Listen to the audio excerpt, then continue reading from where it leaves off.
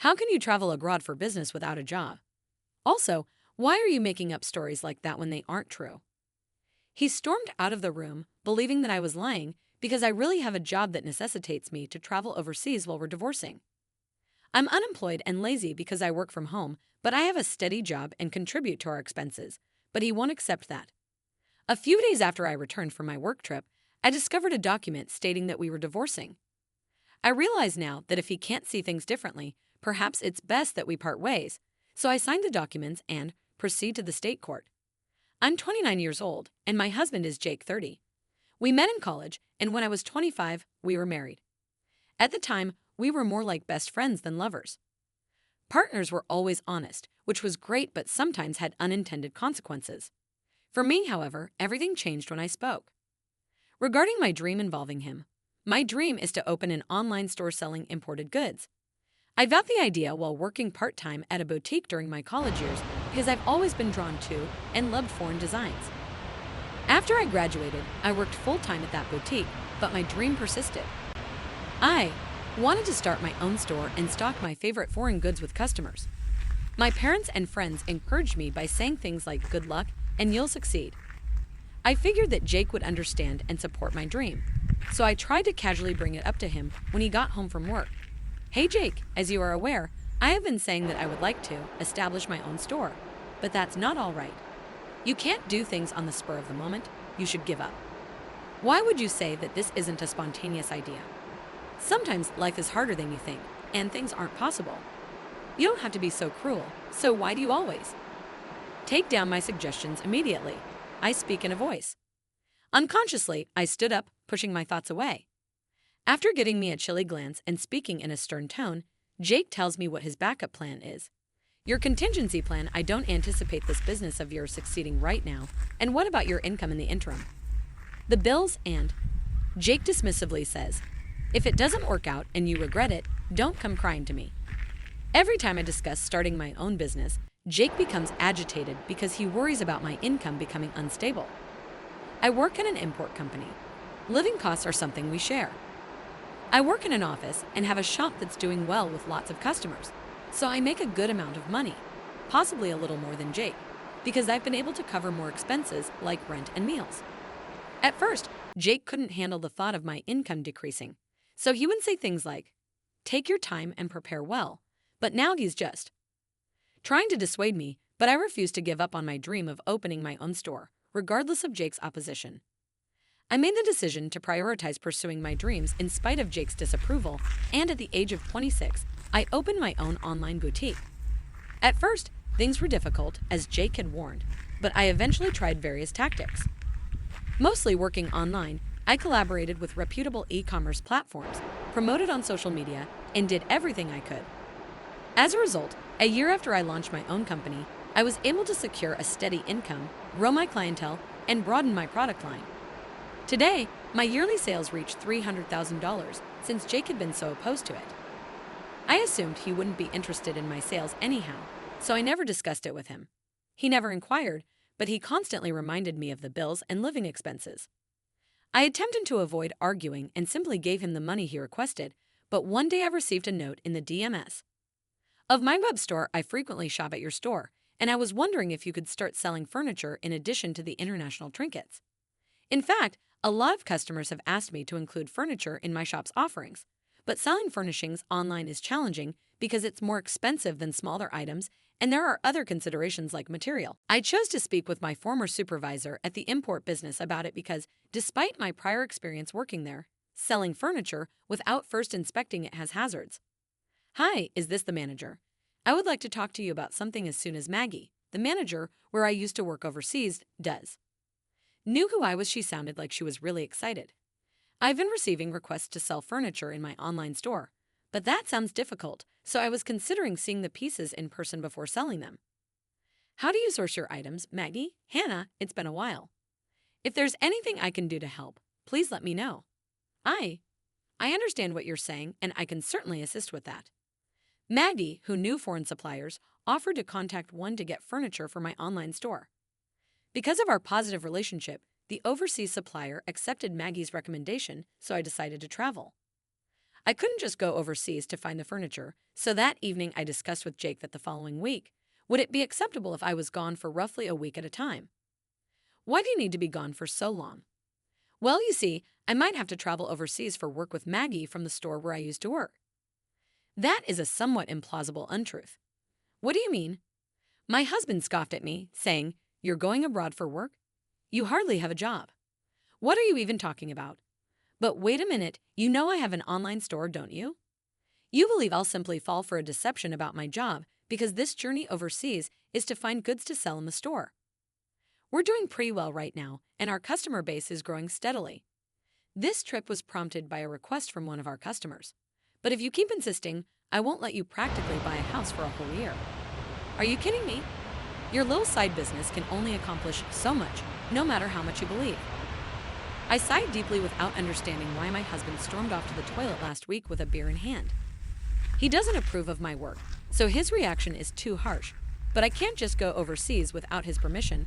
I have to persuade him no matter what, even though I was reluctant to bring it up again.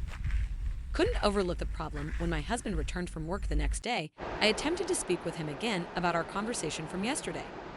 "Look, I'm exhausted and don't have time to consider your charges. I'm simply presenting the facts. A jobless individual traveling overseas for business. You're quite skilled at spinning tales, but I'm not lying," I begged him. "I really need to go abroad for work." But he mocked me by grabbing my arm. "Oh well," he said, "liars get divorced too. What are you? You know, I can't stand liars, especially people like you who are always trying to show off." I didn't. I mean, stop talking. You're just looking for a reason to take a vacation overseas, and I'm sure your boss is a man too. I'll make sure to demand my fair share of everything. With that, he stormed out of the room, making my veins throb. Who does he think he is? He looks terrible on me because I work from home. I stopped requesting his approval after that and proceeded with my scheduled business trip overseas because I felt superior enough. If that's how he wants it, then I'll do as I please. 2 weeks later, Magahi and I took our planned flight abroad, and we immediately proceeded to our UK suppliers to inspect the furniture and accessories for my boutique while traveling overseas. Although it wasn't all smooth sailing, I took advantage of the chance to go sightseeing with Maggie and enjoy some rewarding days. However, Jake sent me a ton of messages on my phone saying, "You didn't actually go abroad, did you? Come back home. Now I'll forgive you if you return today. Time's up. We're getting divorced. You are a useless woman." Every message only made me angrier, but I decided not to reply since I knew it would only make things worse. If he's okay with it, we'll talk about that choice again when I return. When the work trip came to an end, I bid Maggie farewell at the airport and began my journey home after spending a carefree week overseas. Facing Jake was awkward, but I prepared myself and went through the front door. The house was dark and lacked welcoming lights, and as I made my way to the living room, I discovered dirty dishes and noodle containers in the sink, laundry all over the floor, and a piece of paper on the desk. What is this? It was a filed divorce document with a rough note sent to the unemployed, unfaithful wife. "Since you never listen, I'm ending our relationship. If you want forgiveness, come to my parents' house, and I'll cancel the lease. If not, I'll merely recommit and decide to stop our relationship." Imagine Jake's arrogant expression. He probably believes that if he wrote this, I would quickly apologize, but I had no intention of doing so. Instead, I signed over to papers, went straight to the state court, and the divorce was approved without any problems. I then went to the real estate agent and canceled the lease for our current flat, which was actually. Jake moved in with me when I was single because it was large enough. We discussed finding a larger place when we had children, but that isn't happening now. After the lease was canceled, I started packing right away, and the following day I sent all of my belongings back to my parents' house and made arrangements for Jake's belongings to be sent to. While I was at his parents' house, he kept sending me messages with ridiculous demands, like, "Stop being stubborn, come apologize, now you haven't until the end of the week, got it," and so on. I ignored all of them, though, and a week later, when I returned to my parents' house, my phone had been ringing nonstop since the morning, despite the fact that Despite it, it continued to ring. So I unwillingly answered the phone in the hopes that it would be the last time I did so. "Hi," he immediately began yelling. "What the hell do you think you're doing?" in a loud voice. Caught me off guard, so I took the phone away from my ear out of habit and decided to record the talk in case I replied, "What's the problem? There is nothing more to discuss, so please don't play games with me." My parents' house received all of my belongings, and when I arrived at the flat, it was completely empty. Oh well, I canceled the lease, so I had to get rid of everything. Tell him the truth about the cancellation, and how dare you do that? The flat was in my name. Therefore, I had the right to make decisions about it without consulting you or me. At this point, I had nothing to lose, so I answered in a demanding manner, and Jake expressed his dissatisfaction. Stop teasing, I don't give a damn about the lease. Even if you have been unfaithful, we are still married. However, you should not have canceled the lease on our apartment without first speaking to your husband. What are you thinking? Do you really think you can do whatever you want? I remember that I also lived in that apartment. I think I decided it was time to tell him the truth, but I hate to break it to you. You're getting all worked up about not forgiving me, and we're no longer married. So what do? He kept yelling, not caring about how I felt at all, and he's so angry that he doesn't even care about me.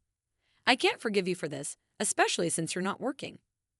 Since we are no longer married, why would I continue to rent a place to someone I don't even know? Are you serious? You don't have a job, and you would be in danger without my help. I submitted divorce papers, but you forgot about them. That's absurd. I never relied on you for anything unexpected, and Jake was unable to speak over the phone. I experienced I'm not the lazy person you think I am. I didn't cheat on you. I was traveling for work to take care of my clients. If you can't believe that, it's okay, but I won't forgive you. However, wait for your online business to grow. I've been working hard to increase sales. I was in a rush of frustration and couldn't contain myself any longer. I don't want a marriage like this, so you can live your miserable life, Al, for all I care. After the call ended, I blocked all communication channels and erased Jake's contact information because it seemed he didn't understand anything and wouldn't even try for 3 years. Ultimately grasped the truth of my prosperous internet business, which I probably learned about from mutual acquaintances. Although he made an effort to get in touch, I had no desire to get back in touch. Jake once came to my parents' house, but my dad threw him out the door. His own parents had heard about his abuse of me and had expelled him. Now, he rents an apartment. I chose to live with my parents for a while because I'm close to his job and live alone.